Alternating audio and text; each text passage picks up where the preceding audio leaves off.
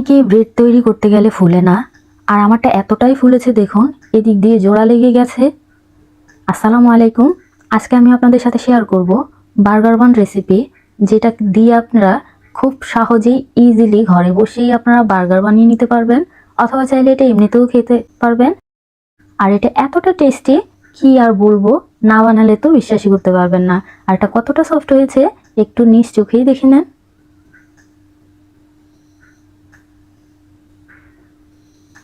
অনেকেই এরকম ব্রেড তৈরি করেন, ভিতরটা সাদা দবদবে হয় না, আর এতটা সফট তো কখনোই হয় না।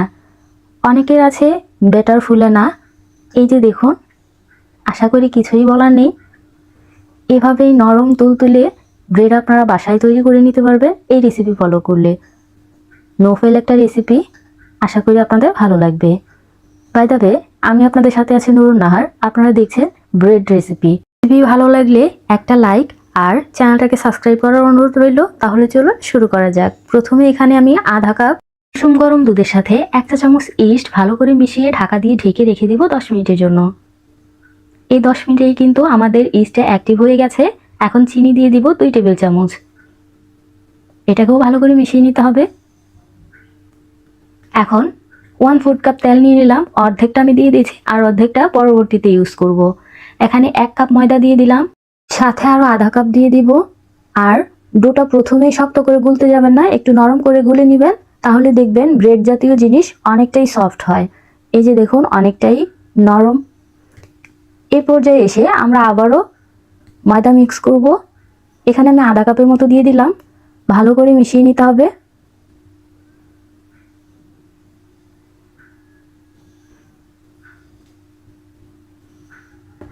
এখন আবারও আধা কাপ দিয়ে দিলাম।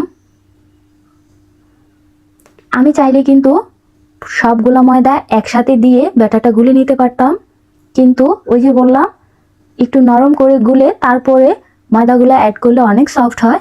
এখন বাকি যে অর্ধেকটা তেল ছিল ওইটাও আমি ইউজ করে নিয়েছি। এখন ভালো করে ধৈর্য সহকারে এটাকে মিশিয়ে নিতে হবে। যদি হাতে লেগে আসে আবারও ময়দা দিয়ে দিতে হবে প্রয়োজন অনুযায়ী।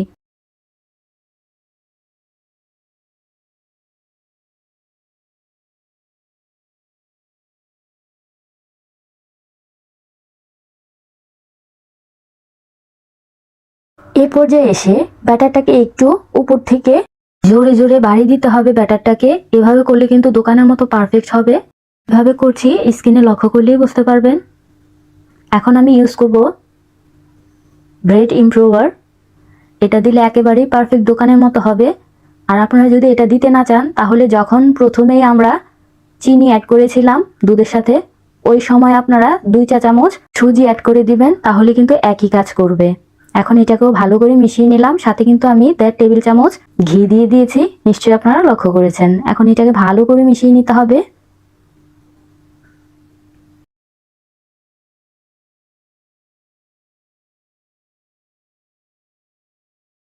মধ্যে নেওয়া হয়ে গেলে হাতের মধ্যে একটু ঘি লাগিয়ে এখন এটাকে আমরা শেপ দিয়ে নিব।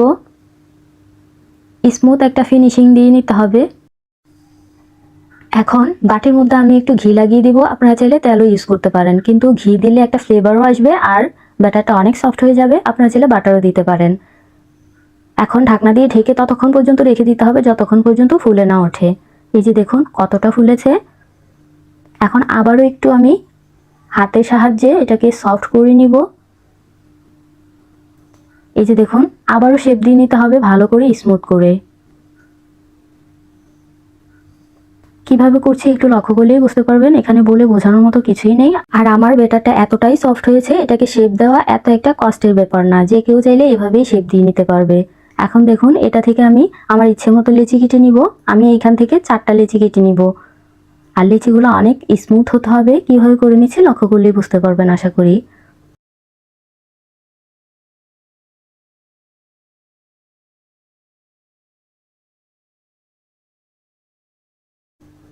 এখন আমার ওভেনের সাথে যেই ট্রেটা ছিল এটার মধ্যে আমি বাটার পেপার লাগিয়ে নিয়েছি, আর একটু ফাঁক রেখে আমি 4টা বসিয়ে দিয়েছি। তারপরও দেখুন অনেকটা ফুলি কিন্তু একসাথে লেগে গেছে। এখন উপর দিয়ে আমি দুধ ব্রাশ করে দিয়েছি। এটা কিন্তু ঠান্ডা দুধ, আগে থেকেই আমি জাল করে নিয়েছি। আপনারা চাইলে এই পর্যায়ে ডিমও ব্রাশ করে দিতে পারেন, ডিম ব্রাশ করলে কিন্তু উপরটা অনেক শক্ত হয়ে যায়, কিন্তু দুধ ব্রাশ করলে অনেকটাই সফট থাকে। এখন উপর দিয়ে কিছুটা তিল দিয়ে দিলাম আমি আমার ইচ্ছে মতো, আপনারা চাইলে স্কিপ করতে পারেন, কিন্তু তিল দিলে দেখতে অনেক সুন্দর লাগে।